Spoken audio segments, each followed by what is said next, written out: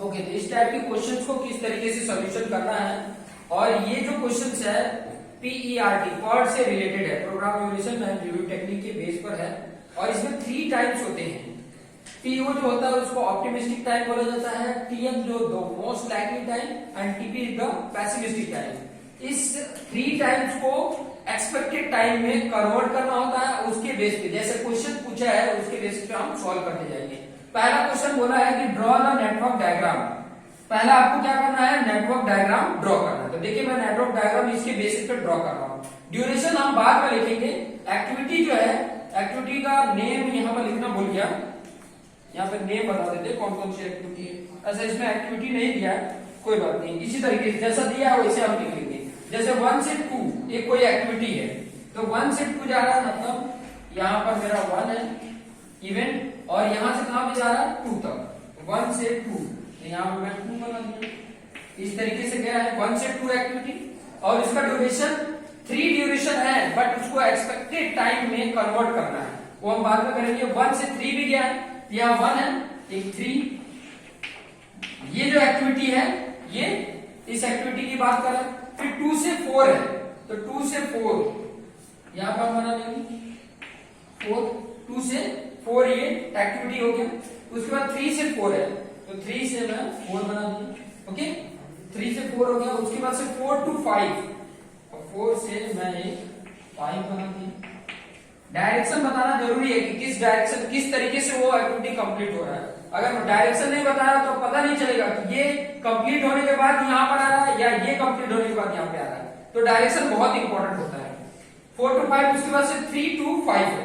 तो इस तरीके से मेरा ये नेटवर्क डायग्राम कंप्लीट हो गया है। डायरेक्शन बहुत इंपॉर्टेंट है, डायरेक्शन नहीं बताओगे तो पता नहीं चलेगा कि किस तरीके से वो कंप्लीट हो रहा है। उसके बाद आपको एक्सपेक्टेड टाइम बताना है। तो एक्सपेक्टेड टाइम कैसे फाइंड कर, देखो यहाँ पर बोला भी है कैलकुलेट एक्सपेक्टेड ड्यूरेशन। तो उसके लिए मैंने फॉर्मूला आपको बताया कि TE निकालने के लिए एक्सपेक्टेड टाइम क्या फॉर्मूला है, TO plus 4 time TM plus TP divided by 6। ये फॉर्मूला है, इस फॉर्मूले का यूज करके हम इसका क्या फाइंड आउट करेंगे, एक्सपेक्टेड टाइम या ड्यूरेशन फाइंड आउट करेंगे। और कैसे फाइंड आउट करेंगे यहां पर मैं लिख देता हूं,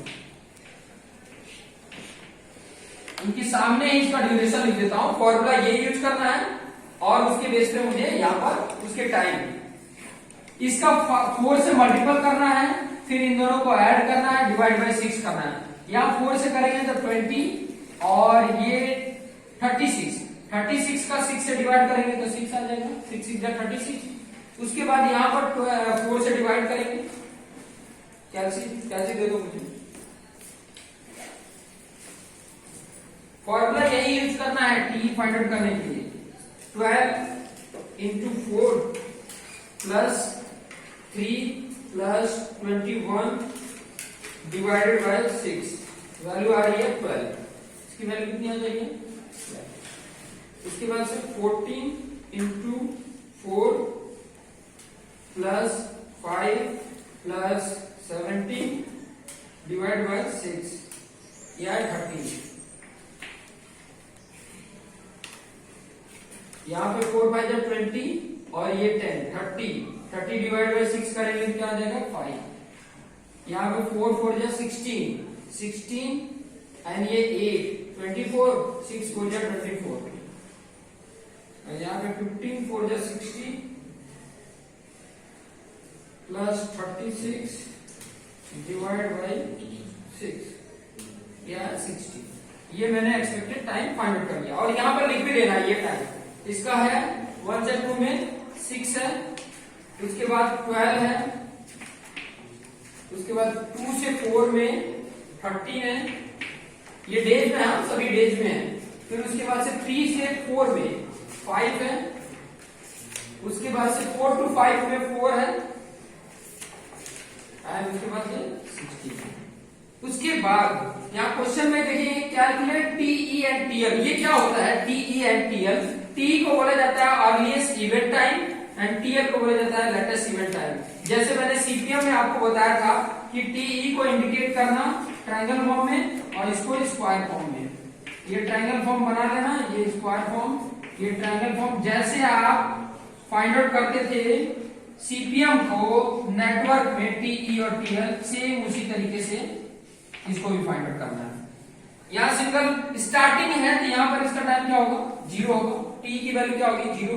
उसके बाद यहाँ पे आ रहा है तो सिंगल एक आ रहा है, एक ही आ रहा है, मर्ज नहीं हो रहा है, तो यहाँ पर ये ड्यूरेशन ऐड होकर यहाँ पे आ जाएगा, तो 0 प्लस 6, यहाँ पर भी सिंगल ही आ रहा है तो 0 प्लस 12, यहाँ 12 आ गया 12। उसके बाद यहाँ पे 2 हो रहे हैं तो 6 प्लस 13 19 हो रहा है, और यहाँ 12 प्लस 5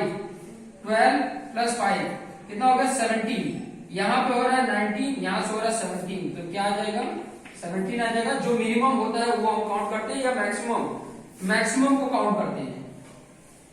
जब टी फाइंड आउट करते हैं तो मैक्सिमम लेते हैं, तो जो मैक्सिमम आ रहा है वो लिखेंगे 19। ओके, उसके बाद यहाँ पर भी 2 मर्ज हो रहे हैं, तो यहाँ से 12 प्लस 16 ऐड करते हैं तो कितना आ जाएगा 28, और 19 प्लस 4 23 हो रहा है, तो मैक्सिमम कौन सा है 28, ये 28 आ गया। और जो उसका टीई लास्ट वाला जो एक्टिविटी कंप्लीट हो रही है वहां पर जो उसका अर्लीस्ट इवेंट टाइम होता है वही उसका लेटेस्ट टाइम होता है। टीएल की वैल्यू भी क्या हो जाती है 28। उसके बाद जैसे ही हम पीछे की तरफ आते हैं तो वहां पे जहां से निकले होते हैं, दो एक्टिविटी काम स्टार्ट हुई है, वहां पे ध्यान रखने की जरूरत होती है। जैसे यहाँ पर सिंगल है तो डायरेक्ट आप 28 माइनस 4 करेंगे तो कितना आ जाएगा 24 आएगा। यहाँ पर 2 है, यहाँ 24 माइनस 5 करेंगे तो 19, और यहाँ 28 माइनस 60 करेंगे तो 12। तो जो मिनिमम होता है वो हम लिखते हैं यहाँ पर।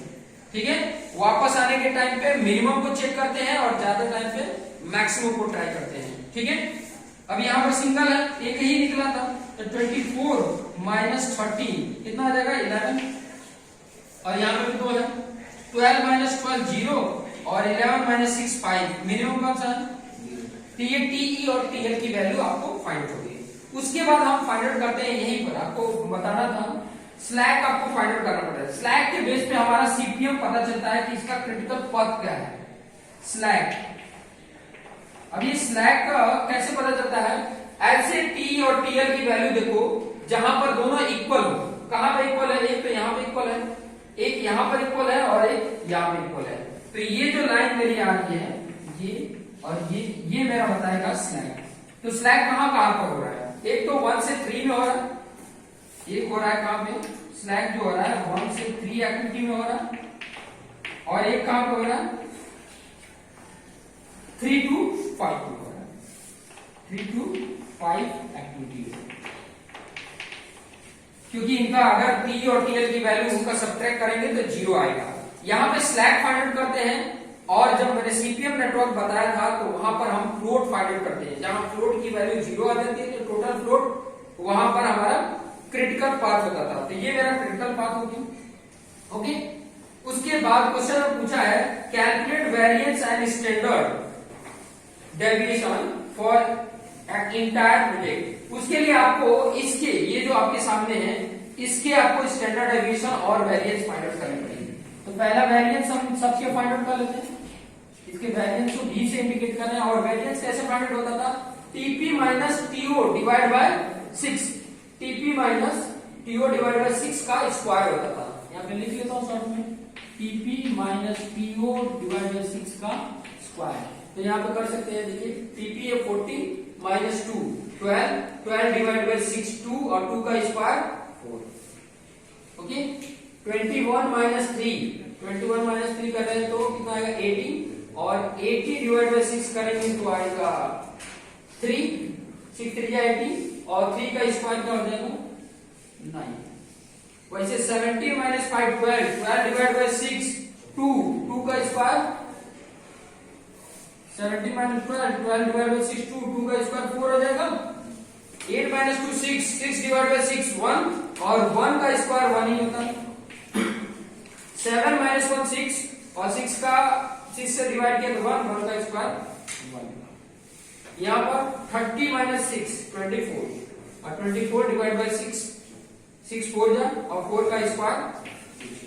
उसके बाद मुझे डेविएशन चाहिए, और डेविएशन क्या होता है, इसका रूट होता है। डेविएशन अगर होता है, इसको सिग्मा से इंडिकेट करते हैं। डेविएशन इसका, ये जो वैल्यू होता था डेविएशन, उसका स्क्वायर होता था। तो इसका स्क्वायर रूट हो जाएगा, 4 का स्क्वायर रूट क्या होगा 2, इसका 3, इसका 2, इसका 1, इसका 1 और ये इसका 4।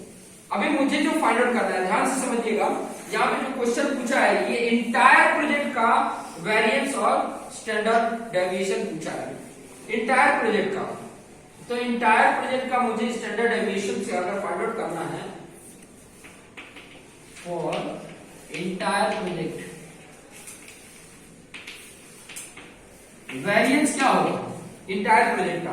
तो आप देखेंगे वेरिएंस अगर फाइंड आउट कर रहे हैं तो कहां पे मेरा ये क्रिटिकल पाथ आ रहा है, तो एक तो आ रहा है 1 से 3 एंड 3 से 5। तो यहां पे लिखना पड़ेगा वो variance of 1 to 3 activity plus variance of 3 to 5 activity. Okay, क्या है इसका वेरिएंस, 1 से 3 में वेरिएंस क्या है, वेरिएंस 9 है, प्लस उसके बाद कौन सा है 3 to 5, 3 to 5 लास्ट है, और लास्ट का वेरिएंस कितना है 16 है। कितना आ रहा है 16 प्लस 9 25 डेज इसके वेरिएंस आ रहे हैं। ओके, और इसका स्टैंडर्ड डेविएशन अगर फाइंड आउट करना पड़ेगा तो आपको पता है स्टैंडर्ड डेविएशन क्या होता है, अंडर रूट v होता है। ठीक है, तो इसका अंडर रूट निकाल लो, कितना आ गया 5 डेज। इस पूरे इंटायर प्रोजेक्ट का इसका डेविएशन कितना हो रहा है, उसका वेरिएंस कितना हो रहा है, इस तरीके से आप पूरा कैलकुलेट करोगे। पहले नेटवर्क डायग्राम ड्रॉ करने आना चाहिए। कैलकुलेट एक्सपेक्टेड टाइम, टी का फॉर्मूला यहाँ पे लिखा है कि एक्सपेक्टेड टाइम कैसे फाइंड आउट करते हैं, उसके बेस पे उसके सभी के वेरिएंस फॉर ईच एक्टिविटी बोला था तो वेरिएंस भी फाइंड आउट कर दिए, उसके साथ साथ डेरिवेशन भी फाइंड आउट कर दिए। उसके बाद टी और टीएल फाइंड आउट करने का टेक्निक जैसे सीपीएम में करते थे सेम उसी तरीके से करेंगे। उसके बाद से पूरे प्रोजेक्ट का variance and standard deviation find out करना वो टेक्निक बताएंगे। तो इस तरीके से ये पूरा कंप्लीट ये क्वेश्चन का सॉल्यूशन है। इस तरीके से करेंगे तो आपके मार्क्स फुल आएंगे। Okay, thank you.